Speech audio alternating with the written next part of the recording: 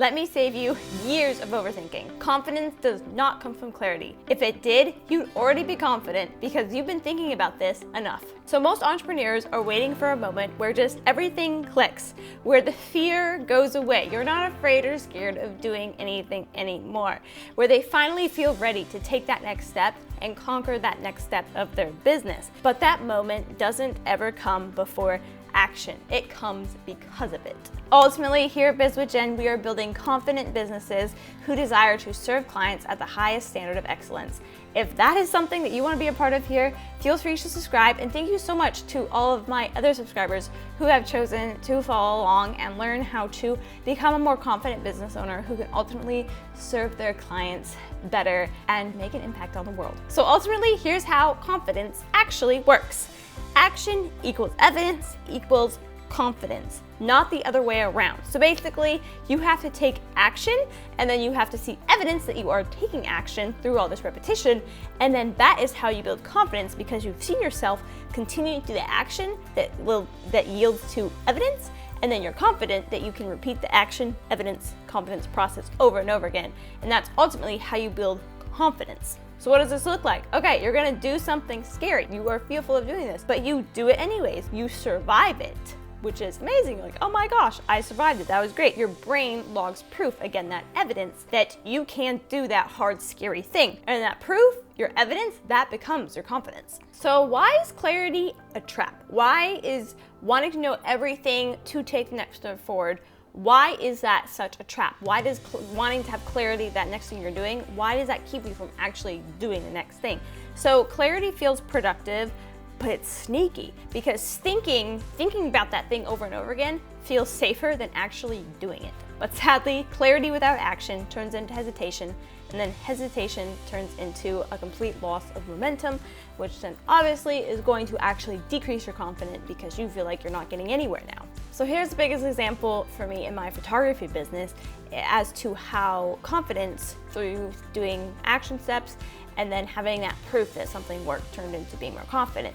So I started doing bridal shows, I think it was about, I think it was 5 years ago. I started with the Liberty University bridal show over in Virginia. Daniel and I went and did this together where we'd set up a booth and then we'd meet a whole bunch of brides. And let me tell you, so this first bridal show I ever did, I spent about $1,000 just getting everything I needed to set up my booth. The booth fee itself wasn't actually expensive. I think it was like $250, but I spent a lot of money on just getting all the things I needed to actually just showcase my work and just make it look professional and good. When the brides actually came, I was talking to them, but I spent way too much time talking about all of my fun ring shot photos and the details, and I didn't spend like really any time getting to know each bride individually, which is very much a problem.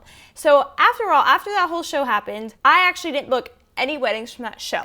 So most people would then go away from that bridal show and they'd be like, oh my gosh, bridal shows don't work. I couldn't book any weddings. They'd freak out, which is what happens to a lot of photographers, right? And the other thing that I realized is that I did not have a good follow-up process. I didn't have any like systems in place to actually follow up and nurture and end up booking these clients. Again, most photographers would give up, say bridal shows don't work, and never do one ever again, right? However, what I did is I decided to, let's try it again. And I was like, why didn't this work? Then we did that same show at Liberty the next year. It was crazy the results that happened differently. I had a follow-up process. I had a very, very strict follow-up process that I did with each bride, and I think I booked 2 weddings from the show. Again, not like amazing results. I at least saw that proof, that evidence of that action I took. And again, with a $250, or maybe even the second year I paid $150, whatever, being able to book 2 weddings from that show, that was still a great return on investment. The return on investment is kind of the evidence of the action you took.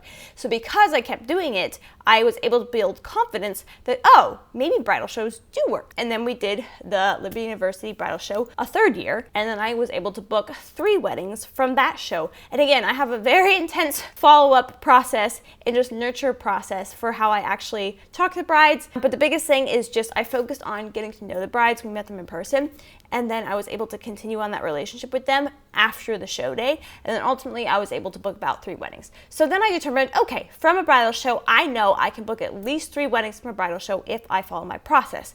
So because I took action and then I have evidence that that action worked, that builds confidence and I can do it over and over again. That is ultimately how you build a successful business. So here's a practical tool for you. Here's one thing that I want you to do this week that is going to help you with this whole process.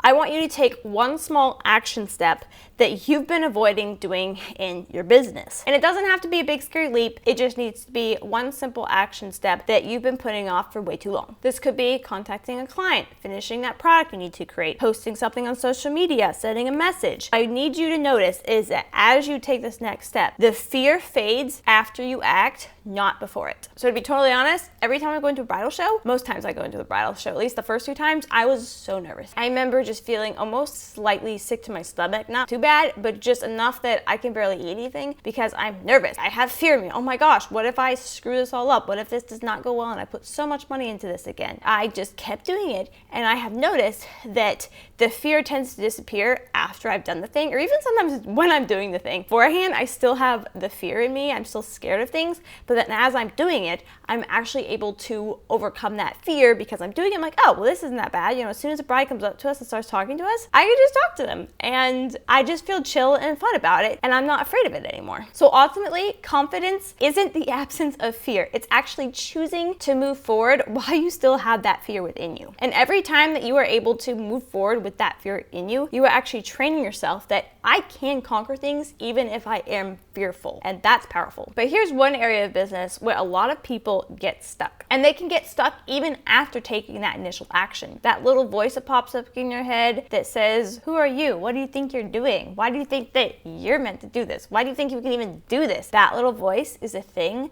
that also can stop you from taking that next step. If you sometimes feel like that in your business, then this next video is for you.